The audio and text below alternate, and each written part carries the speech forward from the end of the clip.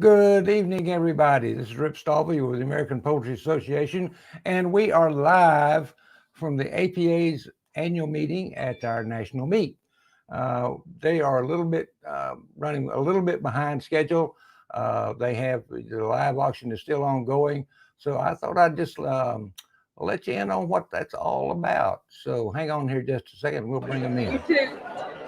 This is the 148th special copy. Each one is definitely document, and I call it a document, not a poster. So the documents bring more money, just have it throwing that out there. But anyway, each one of you guys, this is there's only 148 of these, respectively. And they probably didn't have computers 25 years ago, so 25 of them. So anybody that's interested in having a document, never been up here. This is your opportunity. Aaron Baker. We're going to start the bidding off of Aaron Baker at 125. Can I get 125? 125 over here, not going to 175. I got 150 over here, not going to 175. Aaron, watch out for that.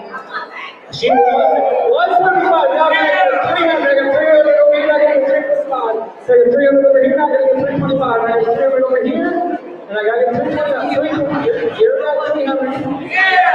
And then I got 125 right here. 325 right here. 325. 325. We're not going to 375. You're not going to 375. Come on, Aaron. I want it. You're not going to get $400. Yeah! I'm going to get $400. I got $400 back here and $125. I'm going to say we're going to be sleeping on the couch. I'm going to get $450. 475 over here. 475 here. 475 not going to get a 500. Yeah! You're not going to get 525. 525 we're not going to get 550. $550 over here. Yeah!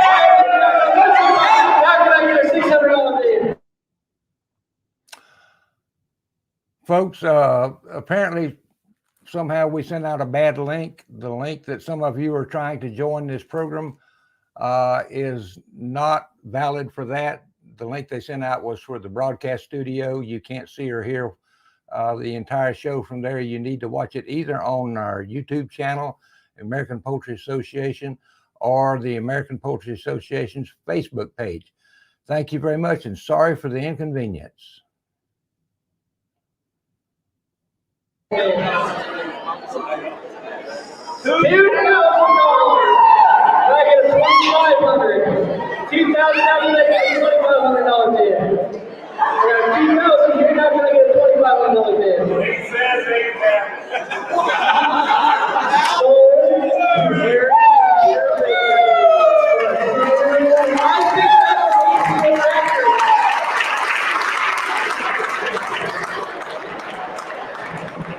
You're going to have to give me a lot of books. A lot of book runs.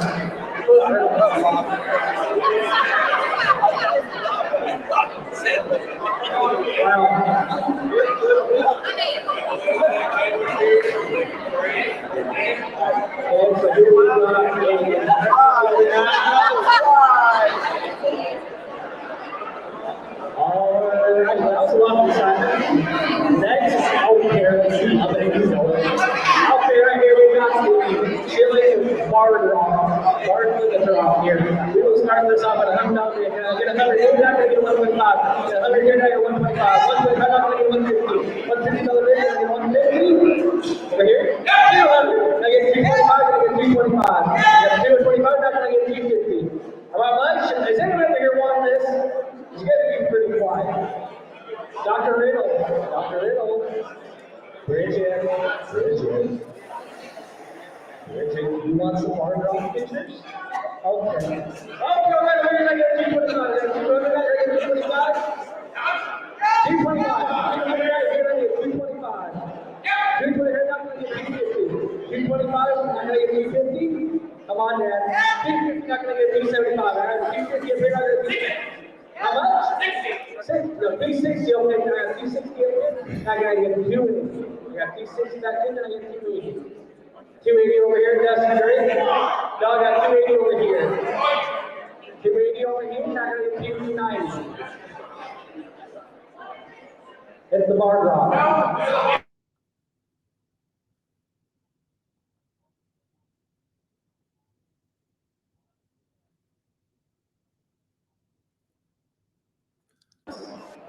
Roll twice.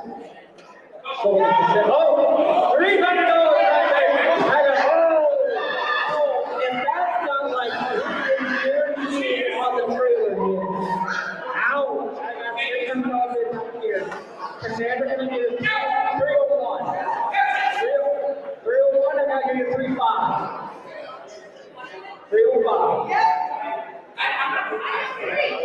No, she said 301, you're in 305. Come on, hey, come on. That's 305. You need a bid, $305 to win. Okay. Going once, going twice. No, we're at 300. How much you going? How much? Because we're at 301 and 305. 305, I'm thinking 315. 315? Come on. Oh, okay. Going once, going twice, going 305. So this is Ryan Lee.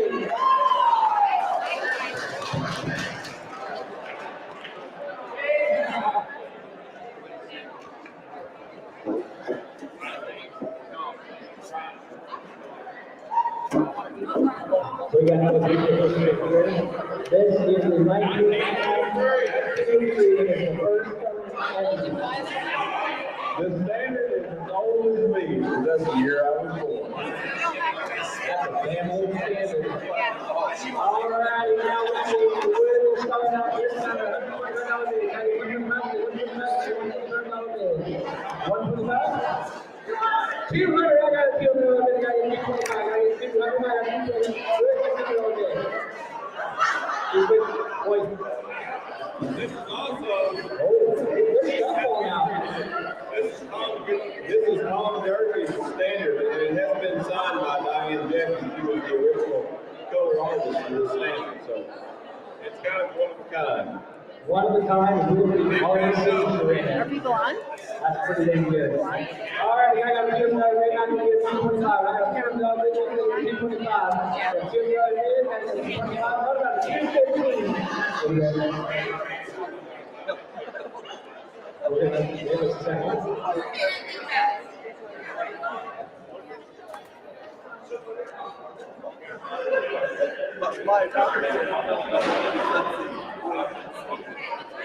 Jacob promised that it was time.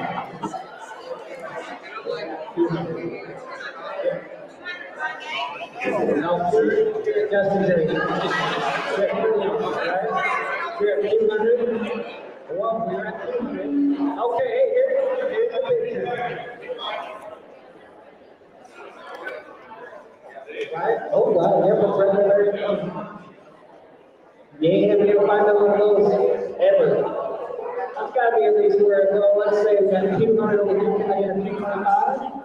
200 over here, can I get a 225? Can I get a 225? 225? Sold, $200, so that's great.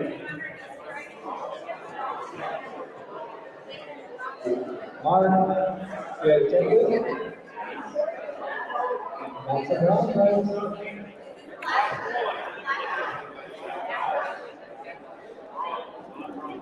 All right, unless you were trying to get out of bed, here's a large promise. We either started this one off. I will start it off at $100. Can I get $100? Can I get $200?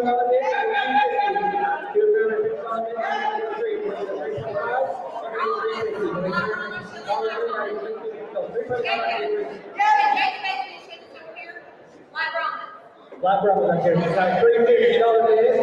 We're going to do $150 bid. Right here, not going to be $375. $375. You got to text the watch, make sure. Have $350 bid. Not going to be $375. $350 bid. Not going to be $375. $300 bid. Not going to be $375. Go once. She got it. She's at $350 and $375. $400. $350 and $375. $375 bid. How can I get a $400 bid? $375 and a $400 bid. $375 going once, $375 going twice. Sold. Oh. Yes. They got 400 right here. Going once, going twice, sold the Justin Drake for $400. Thank you guys so much to everyone that has done it. Thank everyone for bidding. Y'all made this a very good success. So we appreciate everything you did. I'm glad y'all came and enjoyed the show. And I guess now we're going to start with the ABA general meeting. So if you want to pay for your auction items, please see Kara Baker or Deshae Bates, my wife over there. And they will take your money.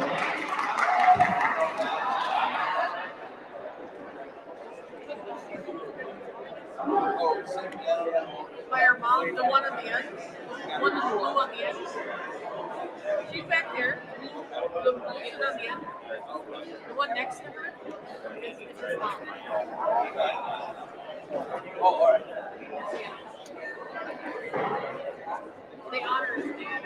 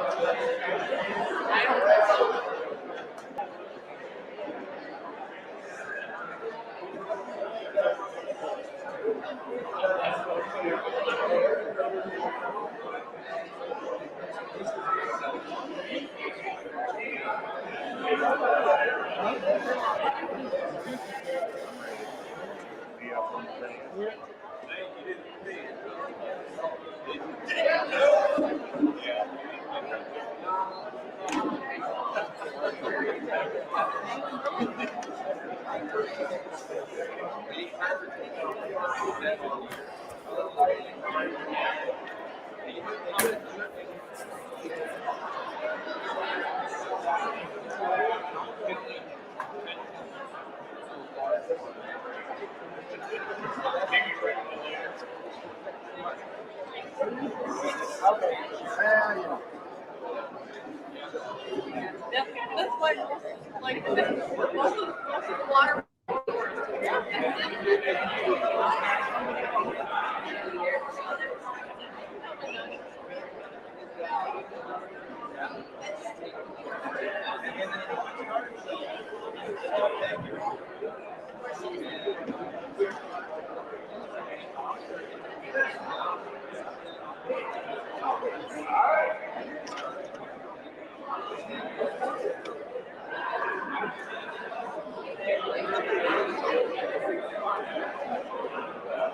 I know you don't want to miss a moment. Hurry, go. You'll be fine.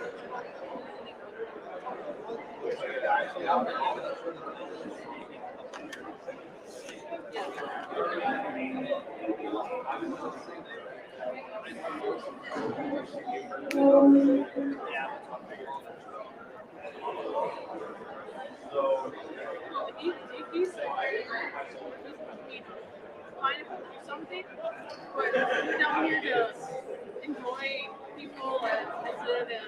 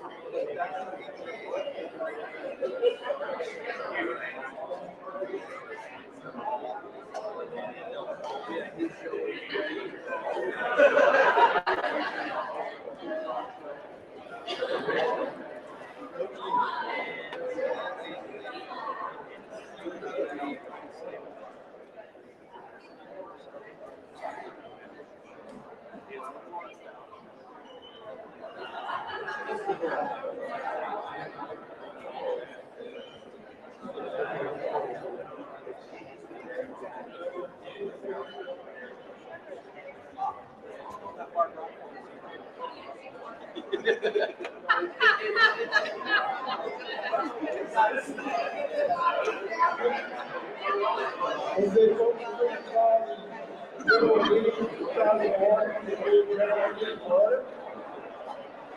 Welcome, everybody. Tonight is a special occasion. We are broadcasting live both on our YouTube channel as well as on Facebook. First on the agenda will Mayor Baker do welcome.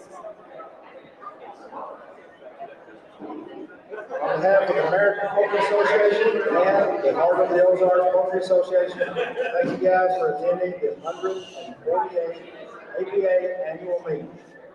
This has been the first APA annual meeting in the state of Arkansas, and to my knowledge, the largest poultry show in the state of Arkansas ever.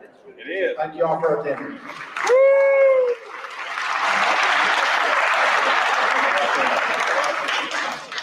Thank you, Aaron.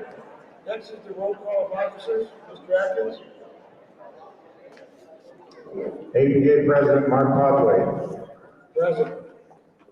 Vice President Mark Powell, District 1 Director Stephen Blash, District 2 Director Brian Decker, Present by proxy Paul Gilroy, District 3 Director Jonathan Patterson. Here. District 4 Director Tom Roebuck. Here. District 5 Director Jim Latch. Here. District 6 Director Brian Gates. Here. District 7 Director Aaron Baker. Here. District 8 Director Bruce Sherman. Here. District 9 Director Mike Dukes. Jim's absent. District 10 Director Mark Camilleri. Camilleri is absent. District 11 Director Brian Sheldon.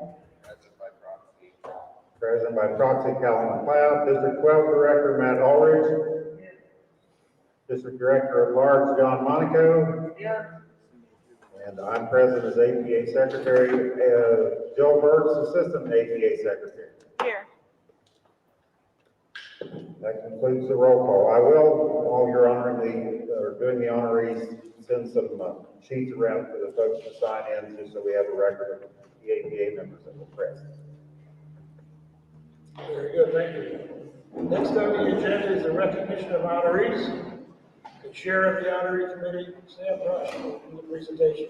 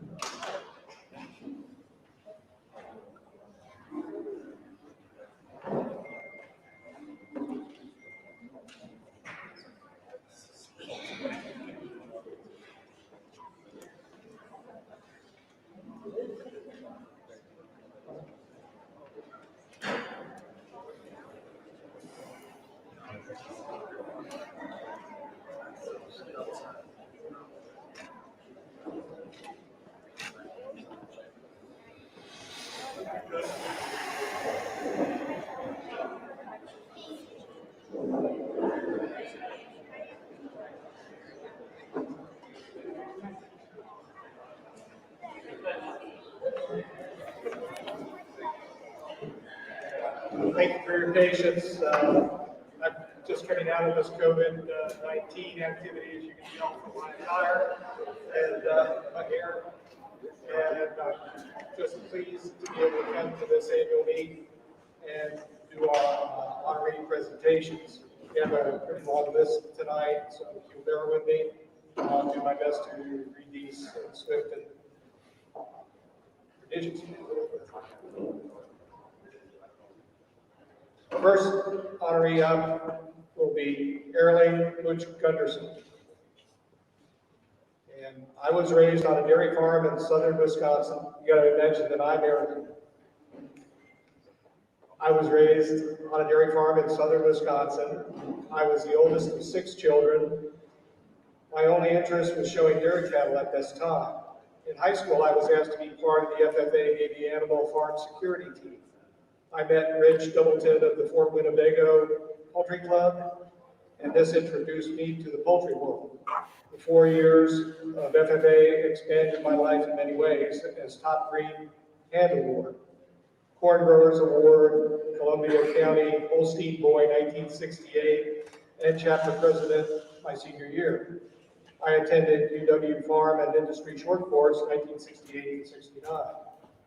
Uncle Sam called, and I joined the U.S. Navy August 4, 1969, and achieved the rank of E5 Aviation Storekeeper. I came home to start farming, met the love of my life, and married Mary Ellen Leonhardt. October 11, 1975. We moved to the home farm March 1st, 1976, and were blessed with 2 children, Gerald and Laura. The registered Holstein business started along with ornamental pheasants and white leghorn bantams.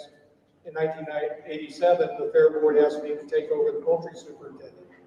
The Fort Winnebago Poultry Club ended, and I received many birds from the older breeders. I am still poultry superintendent 33 years later.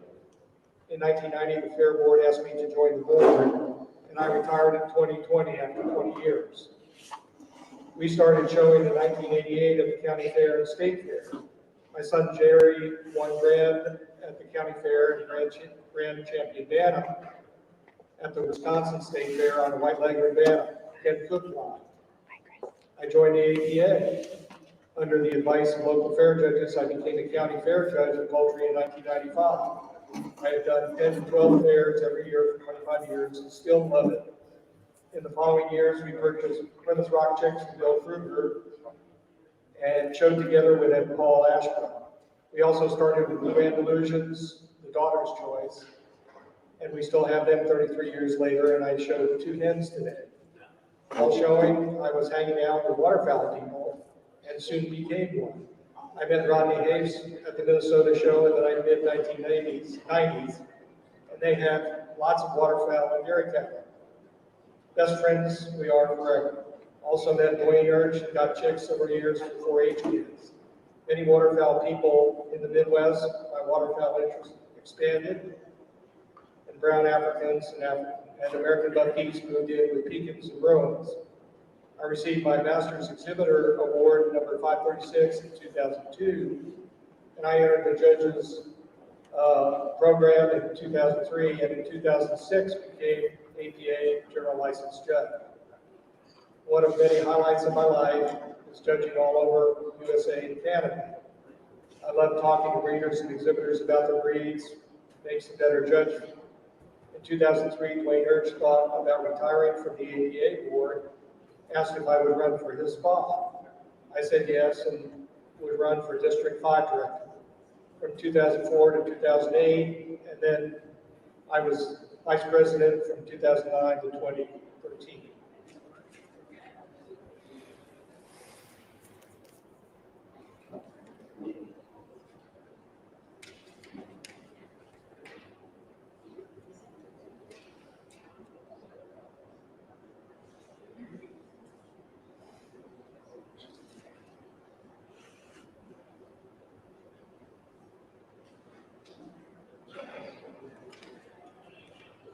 Sorry, trying to find the right picture.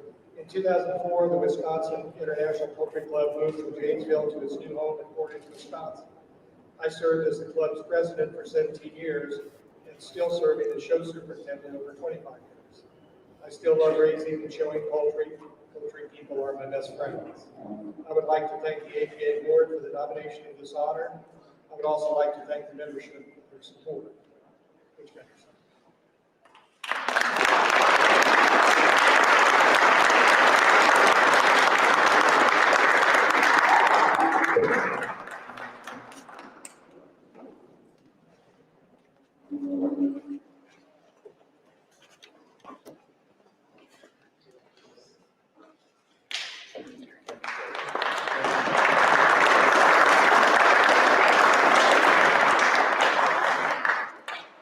Thank you, everyone. many of you know, I had some pretty serious health problems about 3 years ago, and it's been a lot of well wishes and get well and phone calls and help you get through the ordeals like this and everything.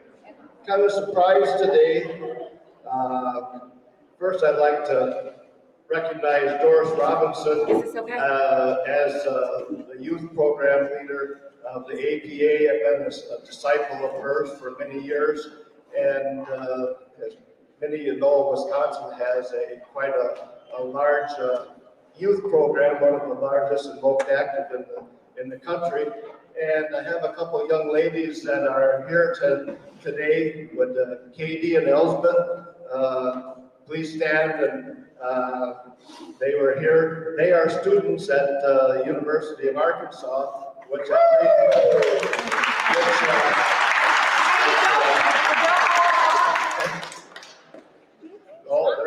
Badger fans. Okay, whatever you say. And stuff. And Elspeth is a senior graduating in December, and then she's moving on to Scotland, I believe, to work on her master's. So she's leaving USA for a little while. And Katie is also a graduate and working on her master's. Working on her master's now here in Arkansas. So they're, I think, the 5th and 6th of youth from Wisconsin that have come down here. I know Josh Flees has got his PhD here, and I think he's with the USDA. I'm not sure just where he's at right now. So Wisconsin has sent quite a few poultry students down to Arkansas. So I thank them for being kind of here for support today, and thanks for what they do. Even though they're students here, they both still have a flock of chickens at home and still are shown this fall also. So, and everything. So, thank you everyone. It's such good appreciation.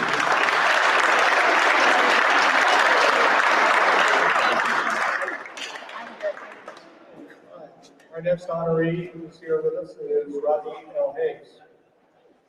I was born in 1951 here in Henderson, Minnesota. I've lived my entire life here on this farm. My dad purchased and moved onto this farm in 1947 after he'd spent 5.5 years in the Army during World War II. My mother brought the poultry onto the farm. In 1950, she bought a Sears 6-tray redwood incubator. She hatched and raised an average of 200 ducks and geese each year, and she would dress out in the fall for holiday seasons. She also would get 900 leghorn chicks in the spring each year for her laying flock. In the fall, we would cull out the old layers and move the productive ones into another barn, and all of the pullets would get to be put into the main barn. This barn now holds all of the breeding pens for 30+ breeds and varieties of large family animals we breed. My mother stopped raising large numbers of ducks and geese in the late 1950s. She borrowed her redwood incubator to her sister at that time. I've always had an interest in breeding livestock, and in the early 1960s, I had a few farm-type ducks and geese that I would hatch under setting hens. I hatched this way until 1966. I then got my mother's Sears incubator back from my aunt and started hatching ducks and geese this way. I didn't learn about exhibition poultry until 1966. I'd won a 4-H trip to the Minnesota State Fair with one of my dairy animals. I met my future wife that year, and she had won a 4-H trip from our county with her White Rock chickens. The 4-H birds were housed in the same building that the open class birds were in. It was then that I found out about purebred poultry.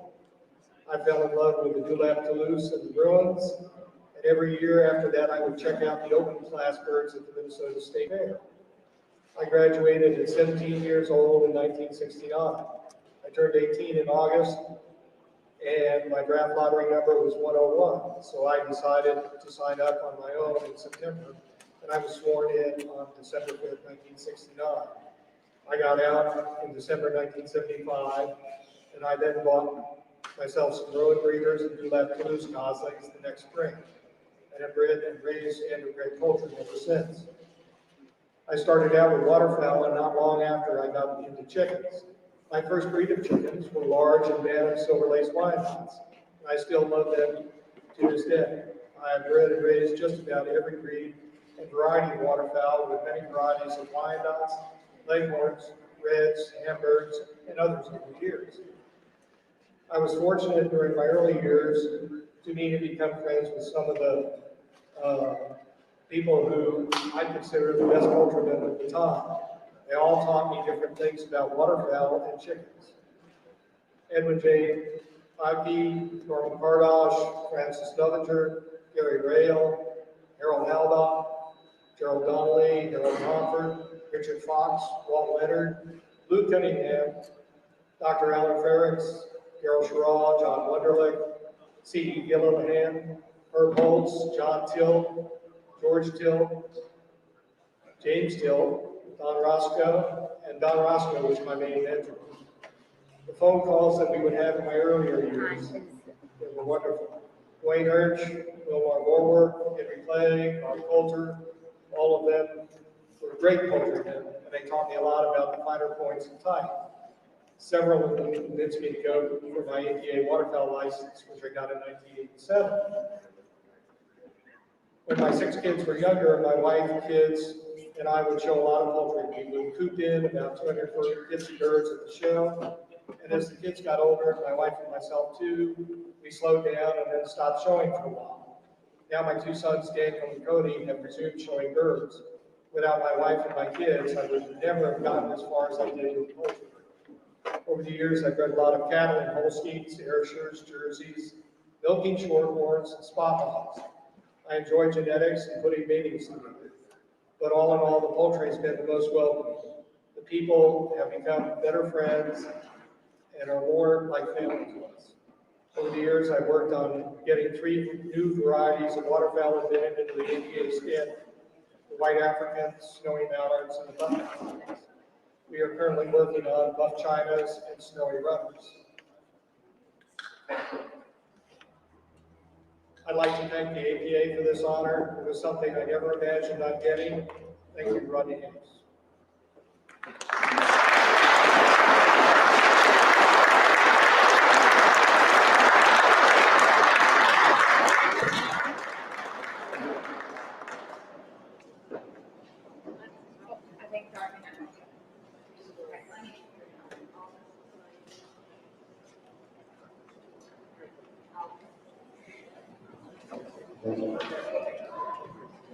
I'll just share.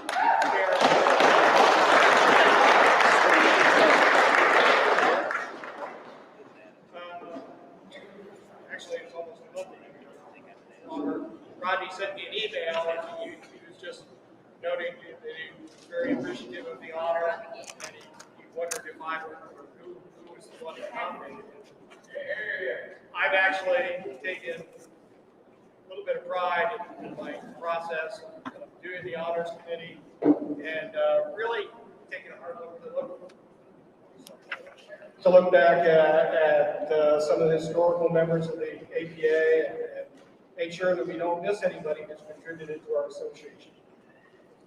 Rodney is one of those. I remember from when I was a kid, I'd see his name in the poultry press, and he did a lot of work with waterfowl, poultry, and even in recent years, I've learned some poultry exchanges that he's had with people where he's shared some very good birds. So that's where it came from, Rodney.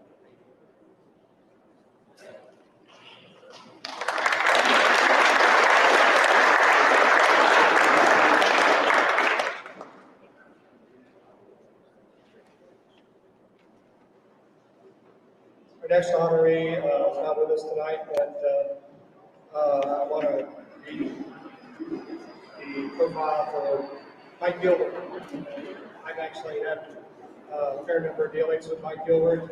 He bought Buffalo Dams from me at one time, and we've had a lot of interaction at different places. I've never had Americanas, but I've judged them quite a bit. And so that was always a good opportunity to talk to Mike Gilbert. First, I want to thank APA Director Jim Latch for nominating me for this recognition. Thanks also to the nominating committee, and congratulations to the other honorees. Unlike many of you, my start in the exhibition poultry avocation did not happen at an early age. I did not know about open poultry shows even existing until I was about 30 years old. I did manage our family farm flocks in western Wisconsin when I was a boy in the 1950s, and one time sent a few birds from Murray McMurray to our local county fair. I was surprised when my multicolored naked neck bullet did not take a blue or even a red ribbon, and had no idea why. It wasn't until 1973 when I moved my growing family to central Iowa in connection with a job change that I learned about the fancy. We acquired a place between Cedar Rapids and Iowa City where we were able to have chickens, and we soon had some barnyard bantams roaming around the yard. Then I found out about and attended a poultry show. There I met Mr. Bart Powles and some other fanciers. They introduced me to Herb Holtz of Silver Lakes Wyandotte fame, and it turned out that Herb lived not far from me. I then changed everything. Herb, John Allen, Dennis Bailey, and others with the Eastern Iowa Association became my mentors. They were all gone now, but certainly not forgotten. About 1974, I ordered a batch of assorted bantam chicks from Marty Hatchery in Missouri. Among those I received were 7 or 8 nondescript bantams with muffs and beards. They turned out to be blue egg ladies. I still remember that first blue egg and the little pullet that laid it. She had partially feathered shanks and top knot and was black with red leakage. It was like falling in love all over again. Long story short, I began breeding blue egg bantams up to standard color varieties, along with Don Cable of Sacramento, California. And we formed what became the Americana Bantam Club with the objective of having Americana Bantams recognized as a breed by the ABA and APA. The rest is history. I wrote a book about the Americana breeding, 2021, that details a considerable amount of that history. In 1978, we moved back to Wisconsin to a new home on part of the farm I grew up on, another job change. There was plenty of room to expand the flocks then, and over the years I raised most breeds of chickens and bantams and many varieties, along with some call ducks. After joining the SPPA, my conscience dictated we should be helping to preserve one of the older, less popular breeds, and along with Chuck McNeese of Montana, we formed Chanticleer Fanciers International in 2007. The popularity of the Chanticleers, both large and bantams, has grown immensely during the interbreeding years between then and now. I chose Chanticleers to promote because they were so well suited to our northern winters. I recreated the partridge and buff varieties of Chanticleer bantams from scratch. That was where my buff-legged bantams evidently came into play. In 2011, the Badger Poultry Club, which held shows for 49 straight years, was about to fold because its last secretary, Dave Lefevre, passed away. Jeff Sonsala, a small animal vet, and I purchased the assets, consisting mostly of cooping and the semi-trailer in which it was stored, and we moved it north from Richland Center to Galesville, Wisconsin. We then formed the Poultry Regional Poultry Club, Incorporated, and have held a June show ever since, except in years when it was not allowed on the stage. I served as show secretary for the first 5 years, but have since retired from that job. I attained APA Master Exhibitor status in 1998, but it will never take Master Breeder because I will never take Master Breeder because I don't show that much and keep too many varieties. The Masters Cup Committee chose me as their second annual honoree, and I've been recognized by the Wisconsin Junior Poultry Association. My focus has always been on the underdog breeds and varieties, and I do it for my own enjoyment and not so much for the awards, but I do appreciate them when they happen to come my way. I was asked once why I never went for a judging license, but it was decided long ago that would be a temptation to keep me away from my church family too often. The best part of the poultry fancy, all the great people you get to meet and befriend from coast to coast and even other countries. It has been a joy. Thanks again.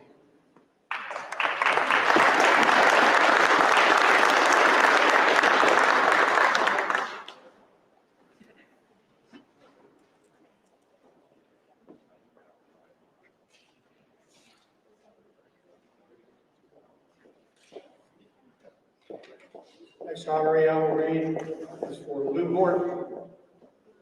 Lou Horton, again, is a gentleman that I been able to come into contact with. I went up to visit him one year when I was at a conference. He very graciously put me up, and then we drove around to different poultry fanciers in his area. And so this is the profile for the board. At this writing, I am 76 years of age. I've raised poultry almost continuously for 65 of these years. Having gotten my first ducklings as an Easter present from my mother at age 11. I began showing at local fairs at 16 years of age and have had the good fortune to show under some of the finest judges the APA has ever seen. John Kreiner, Henry Miller, Al Berry, Oscar Grove, and Wilbur Stauffer, to name just a few of those greats no longer with us. I have raised all types of poultry during my life, including ducks, geese, chickens, both large and bantam, turkeys, and guineas. Prior to taking my test for my waterfowl specialty license in 1970, I raised every form of waterfowl then at the APA standard for a minimum of 1 year to familiarize myself with each of them. I received my license from the APA in 1970 at the age of 25. At one point in my life or another, I have had the honor of judging at virtually every show noted for good waterfowl classes, including some in Australia, Canada, and the UK. I am perhaps most proud of judging the entire waterfowl class at the 1973 APA 100th anniversary show, which was held in Columbus, Ohio. I retired in the year 2000 from my career as a school administrator and have enjoyed managing my breeding programs of bantam ducks and Wyandotte bantams, as well as gardening. Recently, I chaired the waterfowl subcommittee during the ongoing revision of the APA standard. My long association with the poultry fancy has rewarded me with a chance to make many friends along the way, and I count some of them as my best friends in life.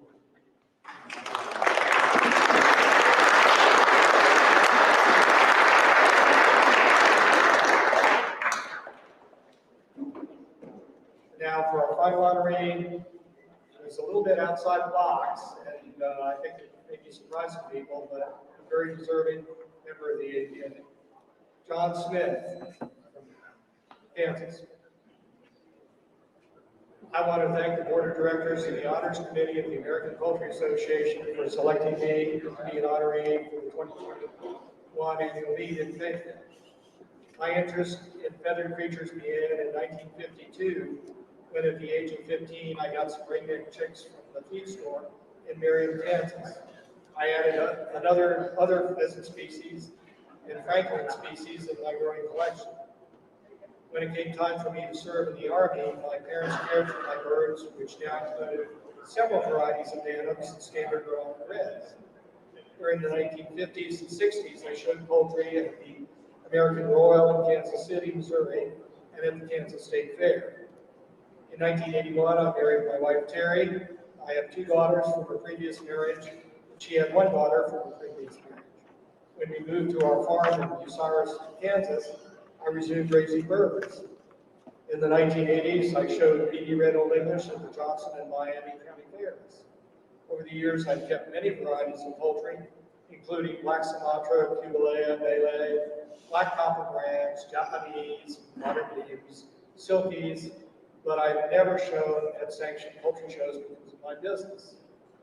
In the late 1980s, I wanted to make some money so I could travel to swaps to sell surplus birds. So I purchased biotin, stress pack, and terramycin powder from Salisbury Company. The late Glenda Haywood and Eugene Bernard were very helpful in giving us names of companies to contact for purchasing supplies. I eventually added more products and became distributors for GQF Manufacturing and Cool Corporation. So I was ready to start Smith Poultry and Game Bird Supplies. Bill Wolf helped me to do our first catalog, which we mailed out with the February issue of Poultry Press until 2019. To help our business grow, Terry and I set up in swaps and exotic sales at Macon, Missouri, and Shawnee, Oklahoma. At Shawnee, we met Jimmy Gibson, who told us about the Oklahoma State Poultry Federation show in Shawnee. We have set up at every Oklahoma State Poultry Federation show since then. Shortly after that, we started selling at the Ohio National, the Minnesota State Poultry Show, and the Wisconsin State Poultry Show. Over the years, we have set up at shows in Kansas, Arizona, Colorado, Missouri, Nebraska, Illinois, Iowa, Indiana, and Tennessee. I guess my contribution to exhibition poultry is to travel shows and display products which poultry fanciers need and use in preparation for showing their birds. When I had to have a pacemaker installed and a heart valve repaired in 2019, I couldn't do any lifting. Fanciers at the Minnesota State Poultry Show, the Norman, Oklahoma Poultry Show, the Ohio National in Shawnee, Oklahoma, helped carry and load, and then reload the van after the show was over. I enjoy going to shows and visiting with the exhibitors. Over the last 30 years of doing shows, I've met some great and interesting people, and for that I am thankful.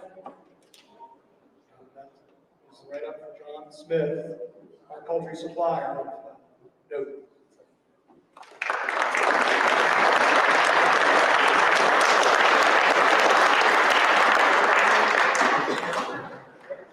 Thank you for your attention.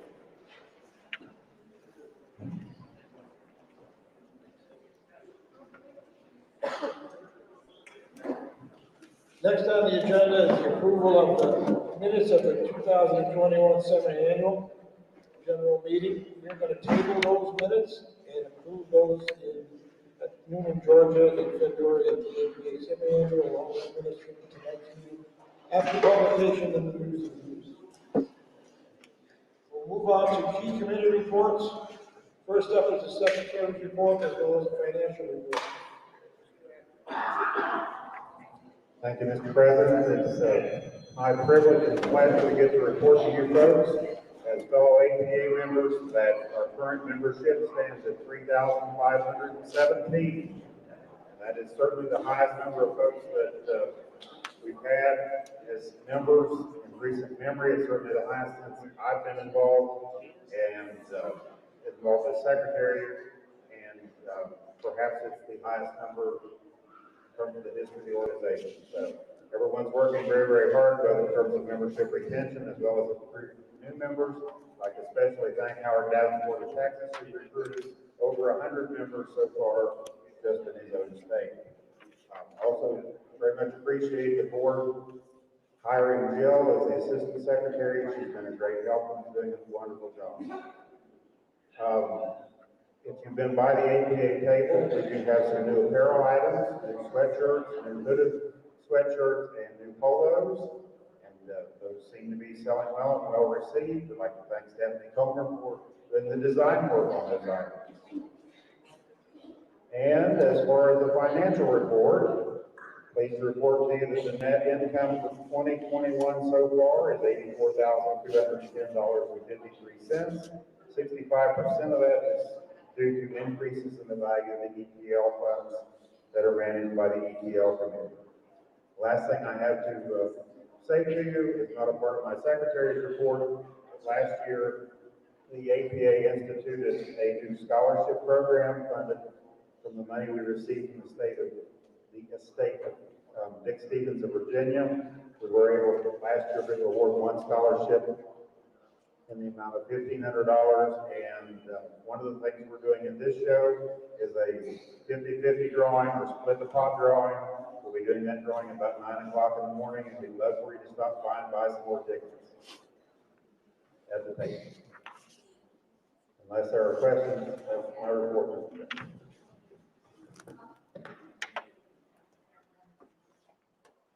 Any questions for Mr. Atkins on his report?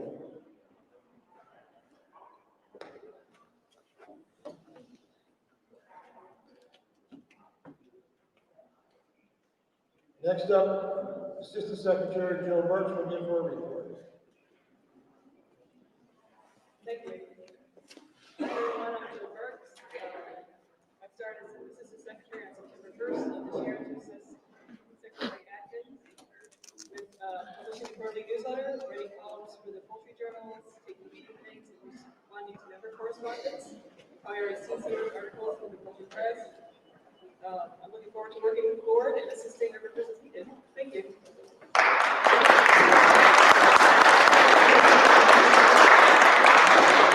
Any questions for Jill? All righty. Finance, Ways and Means Committee. Finance, Ways and Means Committee met several times in 2021 via conference call.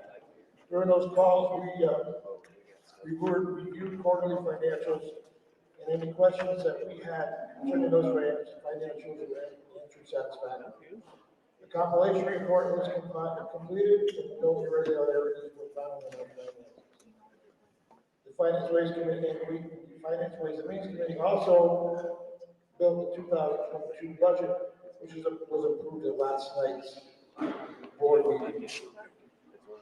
Any questions regarding the Finance, Ways and Means Committee?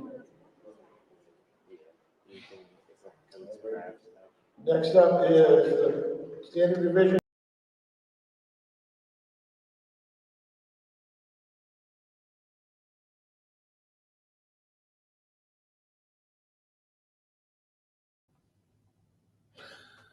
We seem to have lost the feed from Arkansas. We'll stand by here for a couple of minutes to see if we can get it back. Please stand by.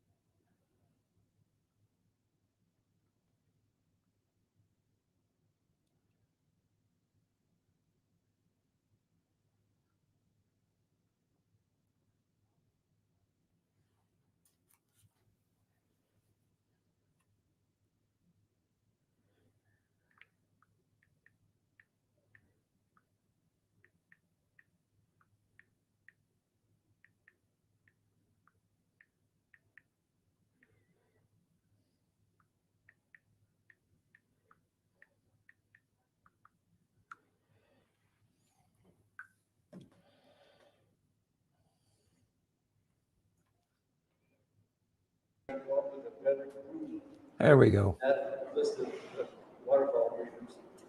And on the Poultry side, was Callum, Cloud, Stevie, Flash, and myself. So our goal was just to come up with a better product. A product that we can all be proud of, that could actually be used as a study guide, as a resource, and that was our goal. So all of these things have been brought forward by either the subcommittees, the committees, or you as individuals. We have literally had hundreds and hundreds of people step up to the plate to offer their assistance in identifying errors, things that would be a good idea. And we started this revision out, and I truly believe this has been the most transparent, the most complete revisions in years and years and years. This wasn't just a complexion type deal. This was to get this book in order and follow the Constitution and bylaws, which sometimes it can be a challenge, but we've done that to the best of our ability. And the only change that I have to the standard that I'm passionate about, all the other proposed changes have come through, like I said, you guys and subcommittees. The only thing I'm passionate about is get the words printed in China on the front cover. That is my goal, and that has been the biggest complaint that I've received since being on this committee, is to get that verbiage out of the standard, American Poultry Association Standard of Profession. And again, forgive me because there's some that still think it's a good idea, but we're trying very, very hard to make that happen. So that being said, as part of the process, the proposals were printed in the newsletter, and then at this meeting, we discussed them. Nothing has been voted on. The board of directors did not vote on them. They won't vote on them at this meeting, and we won't vote on anything in this meeting either. We're just going to discuss them. Okay? And then they will be reprinted in the next newsletter in October. and the process will be followed again. You're requested, actually required by the bylaws, to contact your district director and possibly the director at large. Okay, so that's so we don't get a bloated vote on one thing or another. So that will be the protocol again, that you contact your specific director, and then that director will report, and we're documenting absolutely everything. So revisions in the future will have a reference guide. We're fortunate enough to have that at this time.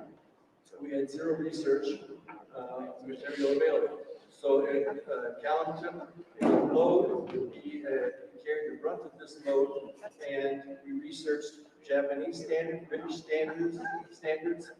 We went back to square one with the American standard of perfection and worked our way forward. And S. Robert Powell gave us the idea of the template, and we went and fixed every possible hole that was missing. Some missing since day one of the standard of perfection. And an example of that was the eye shape of fabric. Okay? So that's getting pretty detailed as to how in-depth we made this revision be. And anyone that says that we did not contact clubs, breeders, judges, that is an erroneous statement. We tried our best. We were very fortunate. One particular club sent or gave us recommendations representing their club. There was 3 different officers that represented their particular club. It was the same club, and the suggestions were contradictory. So we knew something wasn't quite right here. So at that point, we started to document who they actually are representing, and some of the clubs did that. Phoenix Club, they sent us that every person that's in the club that they represented with the contact information, so we verify that. We met with breed clubs, we met with variety clubs. Several clubs have more than one breed club, and we met with as many as would have us. We've contacted, we've reached out, and we've tried to follow many of the early suggestions and to get the standard as usable and as beautiful and as resourceful as we possibly can. And there are 2 things that I learned through this process. The first one, and this is very important to understand this, and this helps all along. There are a group of people that like flexibility with that standard. They want things to be a bit more vague for whatever particular reasons. And then there's a group of people that like specificity. They like it down to the wire. They like black and white. They want to go there and have an answer. They don't want to go there and have it be flexible. The second thing that was a surprise to me, I felt this way, but I didn't realize how many of you truly love the American Standard of Perfection itself. It is dear and near to your heart. And that was a surprise to me. I knew it was to me, but I wasn't sure it was anybody else. It's one of those deals. But there's a real passion out there on all sides of the issue. And Callan McLeod took the lead with regard to compromise. You can imagine everybody has an agenda of some sort or another. Breed clubs are no different. Like I said, several of the breeds have several clubs, and we tried to get a compromise within the formation of the standard of perfection and of the clubs, something that would work for everyone. And Callan was a master of that, and at times it's been very, very difficult. And I just have to give an example of this. Ed Hayward, we contacted him about nakedness, and he gave us an absolute study. And in fact, we contacted Rick Stalby that we need to have this documented information. And it all came about by asking Ed questions about what the standard should be for nakedness and how we can improve that. So that's the type of passion that we're talking about that's been revealed through this revision. So that being said, we're open for any discussion points. And we'll take any and all of them, and we'll stay as long as you want.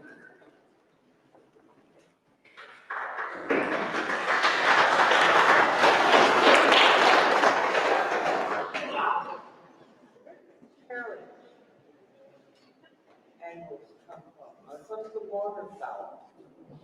Because I don't follow, now I admit that I did not think this was an old established breed, and I did not sweeping changes that were involved. When I did read it, I have to say I strongly disagree with a 20% character. And I admit that I can tunnel vision. I read one thing. The rest of the see an awful lot. I deal with American buffaloes. That's pretty much it. But I have to strongly disagree with a 20% character. And the reason for that is breeding problems have worked. I can see that happening. I think we discussed this at a different time, but I have good reason for thinking that's just too rough. It's going to be one problem all the time, and that's one of the reasons why the groups are more difficult to breed than some of the others that are not as unlike. I'm not sure about the spec. I have some good experience in that area, and I would be very happy to share it with you ever. But it's not just based on arbitrary. Other than the fact that I just know what I get when I encounter issues. That's good. Where did it come from? What you're seeing on the shop floor was the rationale. And to me, the standard delivery is something we aspire to. Something we work toward. And what this does for me is essentially to wipe out for 10 years with this breed. And I think that as far as our reputation record and everything goes, I've raised the bar on the American.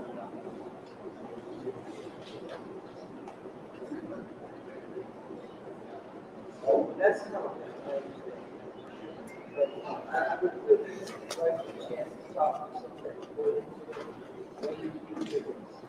because I'm not pulling stuff out of here. And I don't have the cash. I want to see the breed represented in the best light with standards that will help the breed grow and continue to have healthy breeding birds. That's not just the tangible traits that we don't look at the intangible traits there as well. And their fertility rate, and some of that is involved with that category. Well, I think you can understand when I said a couple of things that surprised me. One of them was the passion and the love of the standard perfection. I think you can hear Kevin's voice, the passion and the compassion that she has with her statements. All of the recommendations came from the standard waterfowl subcommittee. So that list of gentlemen that I talked about, they're the ones that brought that forward. And the idea, part of the idea is, Kathy, is that it's also meant to be a learning tool. So we have less and less breeders, and even less and less waterfowl breeders. And many of these judges are coming through that have never dealt with waterfowl. They don't have a clue. And it was meant to help say, hey, this bird should be, it's no different than saying the tail end of a chicken. So that we know it's not going to be exactly 40 degrees, but we know it to be 65. There's some flexibility there. So part of that was meant to be help for the novice, the breeders, and also the new judges, so that some of these people have an idea of what it should be. And of course, Kathy, it's going to be coming through again of the next newsletter, contact your director and your,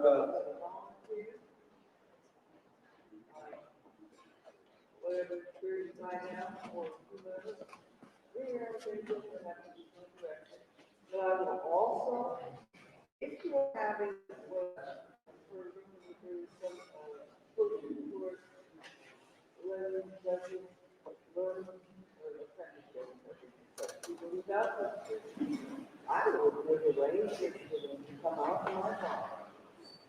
And they can see the good, the bad, and the ugly. Believe me, I got it. that'd be a wonderful opportunity, and we thank you very much. And I say that Kathy deserves a round of applause for that generous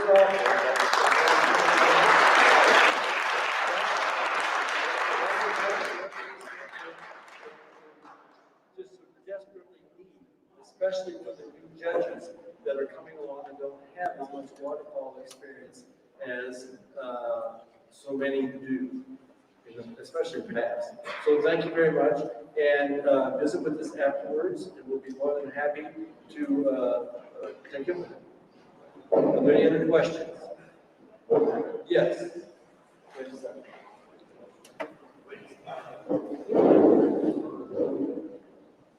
So my question was, initially when the changes were proposed, I had contacted the person I was recommending to email and about some changes for the Boston standard, which you guys have started on that. And I was told that it was too late, but then I kept seeing more discussion about it, and people saying, contact your district director and stuff.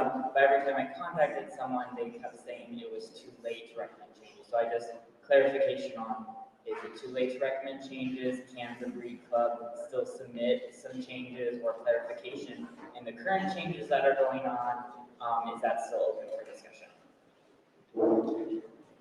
So you can always submit changes. There's always going to be more revisions because it's an ongoing process. It's almost a living document. So this revision, the proposed changes have been brought forward. So yes, it is. We still take it for the next revision. All right. So that, and we don't know what that is. The board decides that. But yes, these proposals have been brought forward, and there's a whole lot more left to this revision. We haven't even got to some of the other issues in the standard. We're working on the verbiage only, because after we get the verbiage done, then we can work on all the other aspects of it. So you're always welcome to submit changes. But some of them, if there was a typo or some technical thing, that's not a problem. But as far as reading changes and things like that, yes, that will be part of the next revision. Any other questions? I'm just offering the microphone. I'm not asking to speak.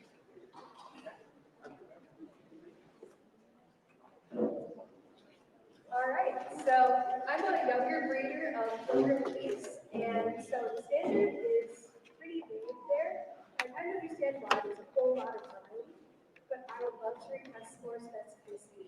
It's a little bit easier to follow, that way I kind of have an idea of what to do.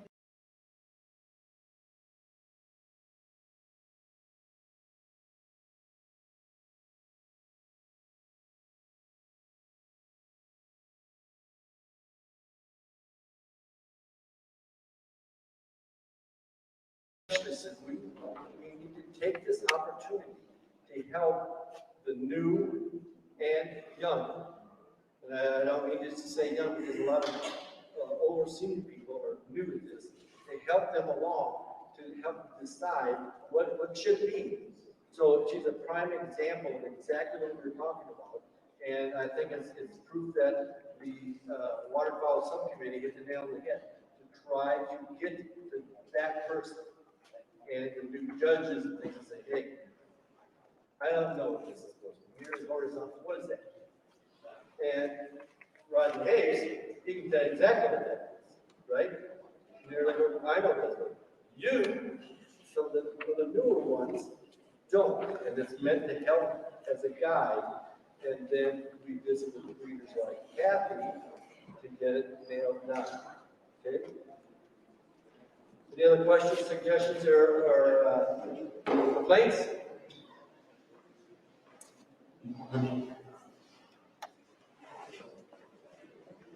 Hearing none, or seeing none, please understand that the next round of this will be coming out in a very short period of time. Will come out in the October newsletter. And then at that time, you're requested to send in the same type of information that you're doing now. Send it to your director and director of arts, which is John Monaco. They will, we are requesting that you send in a hard copy or email, just so we have something a bit more solid to document. And everything is going to be documented this time around. They came out in the July quarterly, and we have received responses, and they are going to be printed along with the proposed changes, along with the affirmation of what's going to happen next, which is at the semi-annual meeting in Georgia, is when it will actually be discussed in the voting form. All right? So the new standard will not come out until approximately 2023.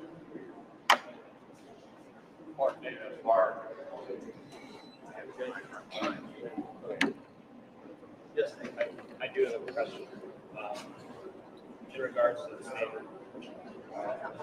It's supposed to be. All right. So, there's been a lot of discrepancies with the waterfowl stuff, with, as stated, body angles, weights, and so on. Some of us can understand. I think you're coming from about wanting the specificity, but at the same time, there's a lot of people that are not agreeing with this. Originally, when this was all started, I was told that the only way any changes are going to be made is if we get everybody on board. So if we have a lot of breeders that are not on board and some that are, why is it still being pushed with these revisions and being sent out to members that's still there? If we know there's a lot of people that don't agree. Part of the issue is, and I'm going to be quite blunt, I met with IWPA at the national meeting in Poultry, and I met with the code doctors, and there was so much discrepancy. In fact, they were the ones that I heard from 3 different officers representing the club, and they were miles apart. They're the ones that said, hey, this could be an issue in the future. These people are saying they're representing their club, when in fact, it's a personal agenda. So, I met with the IWPA, and they were, at that time, develop a coalition, people from all groups, and actually have representation of all the breeders within the IWPA. We have never received anything from the IWPA. So, I'm not being ornery, I'm just saying, that's part of the problem. And I've had individuals that were part of, that were supposed to be part of the coalition, we say, whatever it's called, and they've called and said, what have you heard from the IWPA? And I said, nothing. It's been crickets. Can I make a statement? Sure. So, I'm not going to start playing the he said, she said. But if you ask one party, they say that standard committee didn't want anything to do with what they had to say. If you ask you guys, they say you have received a thing from the IWPA. That's why I'm not going to play that game right now, so I'm not going to point fingers, and I want to get beyond that because the only thing that matters right now is doing the right thing. But then that's why at the IWPA National, everybody voted that was there, that was a member, and out of all over 30-some members that were there, they all voted no, we didn't want to do it. And my big thing here is, just like I said, why are we going to keep pushing it if we know everybody doesn't agree, or are we going to work to find the middle ground instead of pushing what people don't think is right? So we worked to find the middle ground all the way through. this is the best suggestion I can give, is the bylaws clearly state what should happen. That's the IWPA, wherever it's incorporated, whatever it is, should contact their director. And the IWPA should encourage their members individually to contact their director and contact that large, which is John Monaco. And if you do that in writing, everything will be documented, and that's the proper protocol. And then, that being said, then your director that you sent this to, that's his responsibility to represent their constituents. So in Noonan, that will be voted on. Right now, all we did this weekend, according to the bylaws we followed, was to discuss this. Nothing was voted on.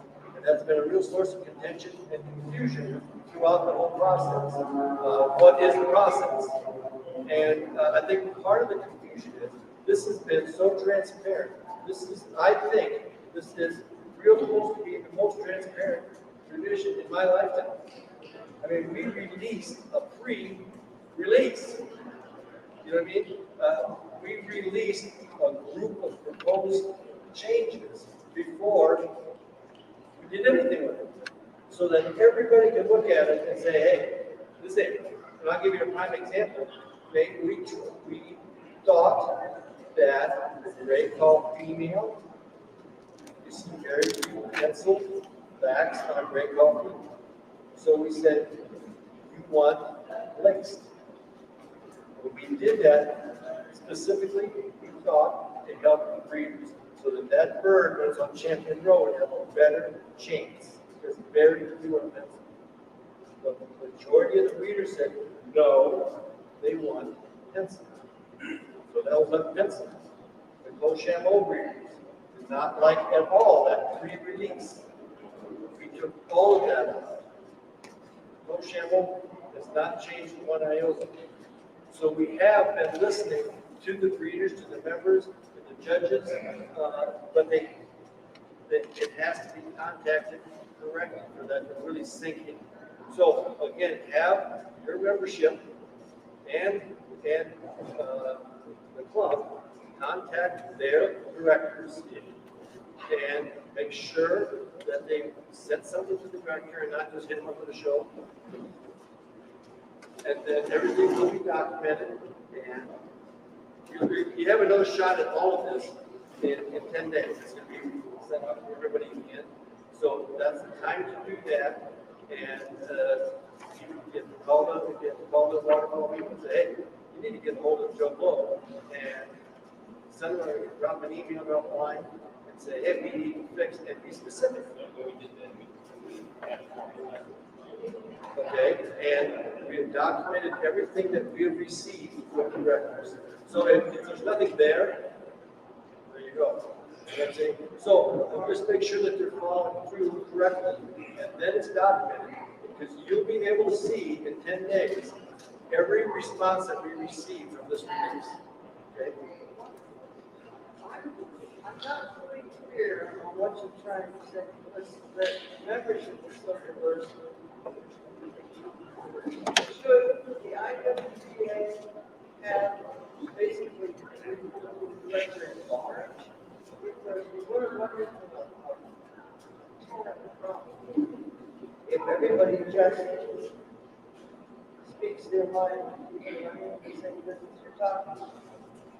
If we want the IWPA to represent us, those of us that do not have to, they are basically all people in our school. If they are just reporting to an individual district director where the organization is out of that. Personally, what I'm saying is I think that they should probably report to the monitor. Well, as an organization and privately, those of us report to our person. That's right. That's what I'm saying. Okay, that's what I want to be clear. The organization needs to report as an organization to Mr. Monaco in white. The rest of us should do the same to our district in right. That's right. Okay. And then that way, your response, whether it be positive, negative, or whatever, will be documented. So when we started this process, we had zero goals. When Walt Leonard passed away, everything was, for whatever reason, not sure why, we started with nothing. So this will be a huge help when they look back in future generations as to why did they do something? Why did they do that? They can look back and everything is completely documented with regard to why anything was changed in this condition.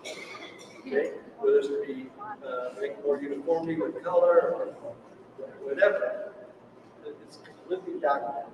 And you'll see that when this comes out in the newsletter. Every response. In fact, we tried to be so clear about this and so afraid that somebody was going to say, well, I said something and it wasn't reported. There was one response we couldn't understand.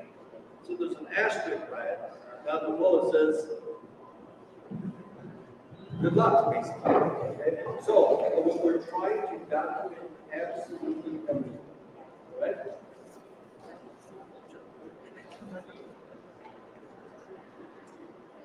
This gentleman here said that he had reported to his report record. Yeah. Can't hear.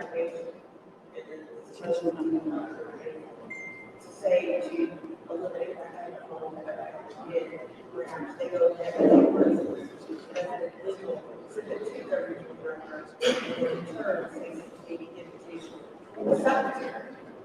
Like to say, well, just like, hey, so to say that they have sent it to their district or whatever, and then the secretary has a copy of it as well. So that is something like this for them. Mr. Powell. Can I borrow that for 1 second? We have a lot of questions going on, and it's hard to hear, and I'm not trying to be any aggravating, but if we can keep things down a little bit so we can hear questions, because I know there are a lot of members who are looking at them, and it's so hard, so thank you. So, what I would suggest, if I was you, I would contact the district director, send a letter, and do a follow-up, say, hey, you filled that out part? Because I'm telling you, some of the directors have had issues understanding this whole process as well. So there's nothing wrong with it. Follow-up, say, hey, this kid sent on, and well, you'll see how many directors we received when this comes out today. You see by the response, Kel's a bang-up job as far as what the reasoning was, where it came from, what district, and all that kind of stuff. But we're trying to be as clear as possible. And part of that is because so many people have stepped up to the plate and offered their help and assistance to make this happen. I know that there's never been this much assistance from the membership to make this a better job. Do not believe the dozens, literally hundreds of people that stepped up to that reason. Amy did, Mr. Powell's gone to the standard twice. Or Tuss has gone through it. That's how Cal started out, to go line by line. And then at some point we realized this ain't gonna work. We gotta do something different to make this a better product. So I think the passion is there. We all want a better product. And we're working to get it. But we do need to stay within the realm of constitutional violence. And those are set up that way so that you don't contact all the directors. And she doesn't contact all the directors, and all of a sudden it will blow you forward. Also, for the record, does that sound louder to anybody? Is anyone still having problem hearing? Okay. I'm trying to turn it up, we're trying to figure it out. So are there any other questions or anything that we can help with the issue?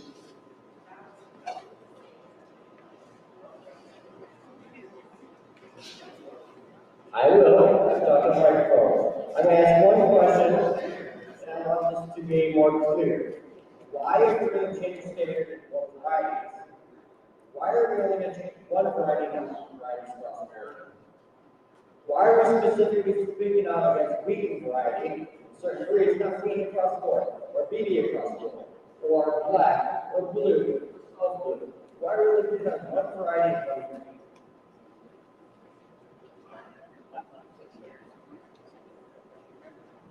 So, when this whole process started, people would come, others would come, to get our stuff together. And he was,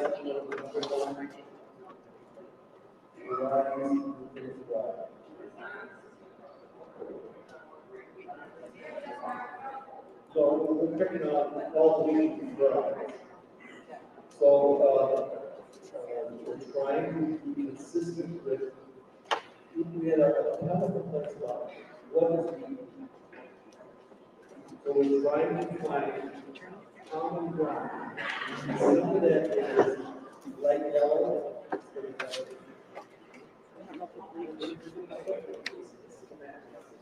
And I think other things will come along. We have been working with blues.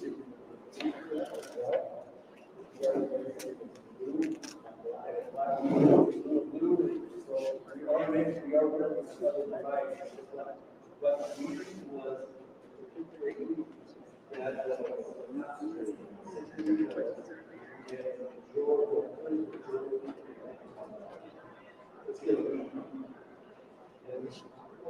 the ones we negotiate out.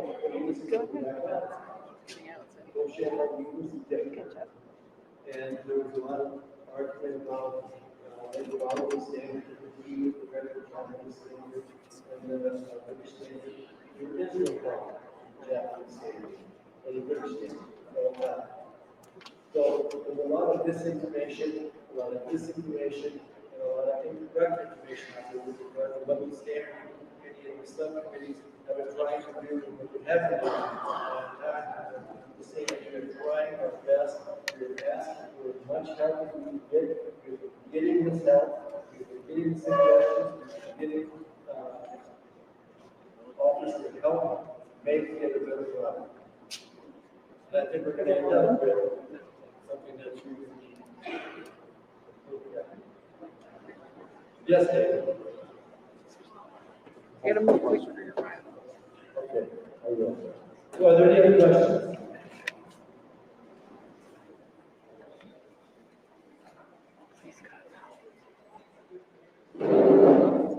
There you go. If you have any questions, and I've always documented everything that should have been, please feel free to contact me. You can contact your director, and you can follow up with your director to make sure that they forward to the office. And thank you very much. We appreciate it.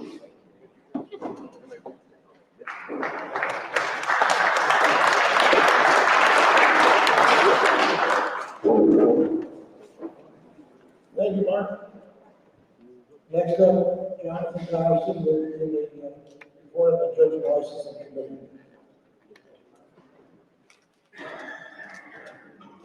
Okay, guys, hope you can hear me okay. Just want to give you a brief update on what's going on with the Judges Licensing Committee. Right now, we've considered several ways of getting our candidates to finish up the program. We have quite a few that have been in longer than the 2 to 3 year period that we would prefer to have. But because of COVID closing shows down for most of 2020, it's been a little bit of a challenge. So we've been reaching out to all the candidates to figure out their intentions on finishing. On another note, as the Judges Licensing Committee, we get a lot of questions from candidates taking exams, and we've had a question about knob size on Chinese and Africans and loads for single and dual load breeds of geese. We were making a recommendation for illustration in the new standard.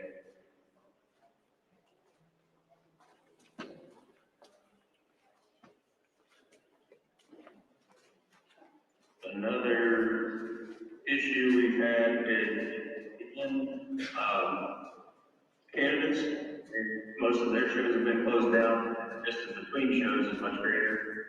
But we did have one candidate take an exam at OPT last weekend or 2 weekends ago, and things are starting to pick up around there. So we're looking forward to getting more agendas up because we're having trouble with the signs. Judges running those shows and are unable to do things. And then our biggest topic for concern, we have no limit on how many times a candidate can take the exam. As of right now, if they fail, they have to wait 6 months, repay their fee, and they can take it again, but there is no limit to that. And we're making a recommendation to maybe cap that at 3, but we're open to the board's discussion.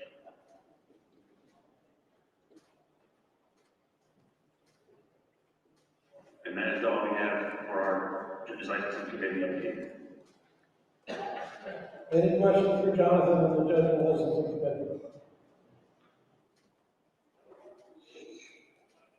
All right, thank you, Jonathan. Moving on to the strategic plan update. A website improvement and new social media platforms have been implemented that provide total social in the strategic plan. Our scholarship program is effective underway. And we are working in earnest in the review of the Constitution and bylaws, which we did very recently. We're also working on a policy procedure manual in conjunction with the revision of the Constitution and bylaws. Our junior program is also starting to take some shape, and Amy Gabbard is here to give us a quick update on the Youth Exhibition Poultry Association or YEPA.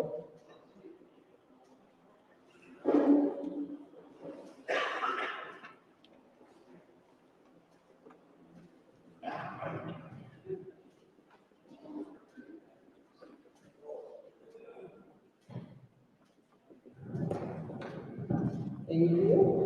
For those of you who don't know me, I'm Amy Gabbard, and I have, for the past several months, taken over the Youth Education Poultry Association, or YEPA, from Doris Robinson. So as I kind of a brief update of what's been going on. I now have all of the items, all of the digital files, all of the AIDS program workbooks are now with me, and we've moved into phasing in our new regional leaders. So we no longer have state leaders. We now are moving into regional leaders. We're keeping with the ACE program within YEPA, which is all the different level educational workbooks for the different age groups of students in the program, to give them a really solid foundational education in exhibition and particular poultry. Those books are going to start being worked on editing and updating, and as well as digital components to them so that they can be working on them both virtually or on paper. There's going to be some different units that we're going to add into those.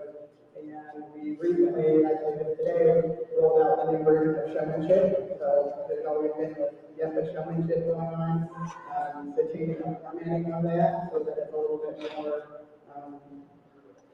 judge-friendly and show-friendly. Over the past couple of years, there's been a lot of different shows and judges and their feedback, as well as some of the youth that have competed in it. And so taking all of their input into account, made some changes with how the YEPA showmanship is done. So we now wrote that out today, as far as I know, it went pretty well. Will Riles was having a good. I heard some positive feedback from the judges, I heard positive feedback from the youth that were competing today. So moving forward, that's going to be the version that we will be going to. So there's lots of processes in the work, but there's still a little bit of transitional work going on, getting into a new system to get products out, get emails, get membership up to date, get all of that stuff out. We're hoping by the first of the year, we'll kind of launch some additional work taken care of, and then start moving forward on the editing of the Facebook, so that those are ready to go on March.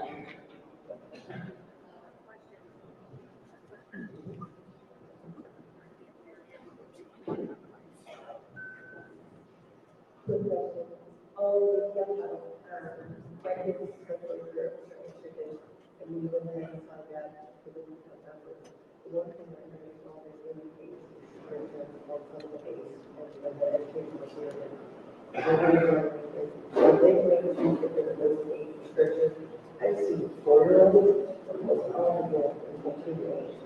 And we take them to the first session, and then we learn. I think my mom was, my daughter, she's 17. She's going to go in and become a student justice judge. And with the picture, what's completed, it's up to her pages, and we just got out all of it. Her content is really very close because the first area was called. You have to be to the first. And then if there was something that the age itself, and that's why I think this is a bigger look, and it's a pretty All of that. it can take that way. In a very small nutshell, I see, and a lot of the directors that are working with me, no reason to have a blanket. This is the age. There's still some recommended ages, so there's that in the mix, but exactly what you're saying, we have 4-year-old, 5-year-olds that are with some shows, placing against 10-year-olds, and everything, and so much. So I hold them back from being placed. They know what placing is. They know that there's a winner and there's not a winner. They know that. So we're doing away with the not placing the pre-junior class. They're being placed. They're going to get something just like the older kids. The books, we shuffle around the ages a little bit, but it's recommended suggested. But every kid's different. I'm a teacher, I have a master's in education, and everybody's different, and so there's always going to be those different situations.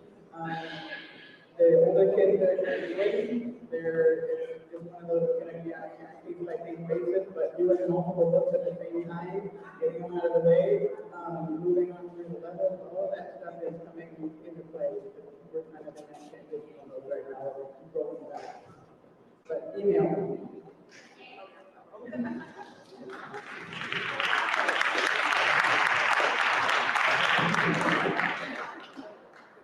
Thank you, Raymond. Stephen Marsh, will give a quick update on the website and social media plan.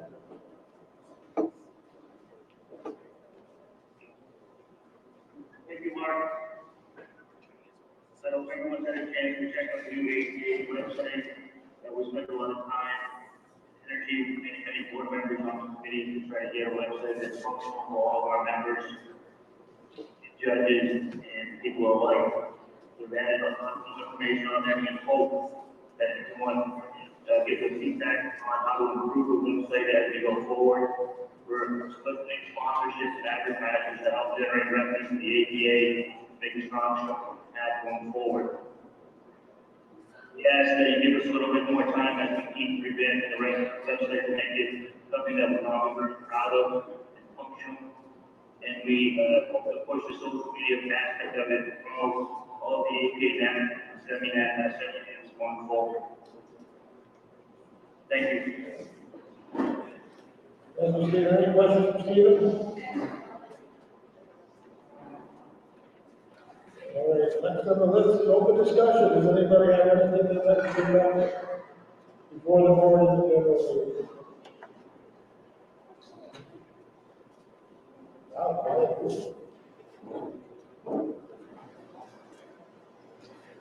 Next, Jim Marks will read the annual resolution.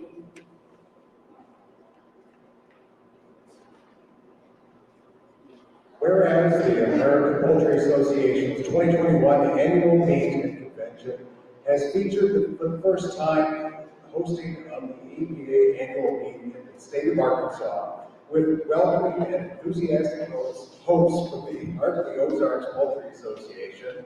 And whereas the Heart of the Ozarks Poultry Association and poultry fanciers across the APA District 7 took up the challenge of hosting this 148th annual meeting in the midst of an ongoing pandemic circumstances, made all of the arrangements and rolled out the red carpet for a magnificent poultry extravaganza. And whereas the APA membership, families, friends have enjoyed the fellowship and friendship, of shared poultry interests, and this convening of fanciers on the spectacular landscape of Northwest Arkansas. And whereas the APA is extremely pleased to honor a dedicated and deserving slate of honorees at this 148th annual meeting, and now therefore be it resolved that we express our sincere appreciation to the Harvard Ozarks Poultry Association for all their determination, hard work, and masterful show planning and preparation, and we congratulate our honorees for recognition of their contributions to the standard-bred poultry and the APA. And whereas several of our valued members are experiencing significant health challenges at this time, and whereas since our semi-annual meeting in Dayton, Ohio, last spring, several of our APA's most cherished members, friends, and family have passed away on to their eternal reward, including Patrick Below, our past APA president of District 7, who provided decades of service to the APA. The APA has sustained a deep and heartfelt loss. Now, therefore, be it resolved that we remember them all in our thoughts and prayers, and that the APA expresses its deepest sympathies to the families of our departed members, observing a moment of silence in their memory during this membership meeting. Thank you.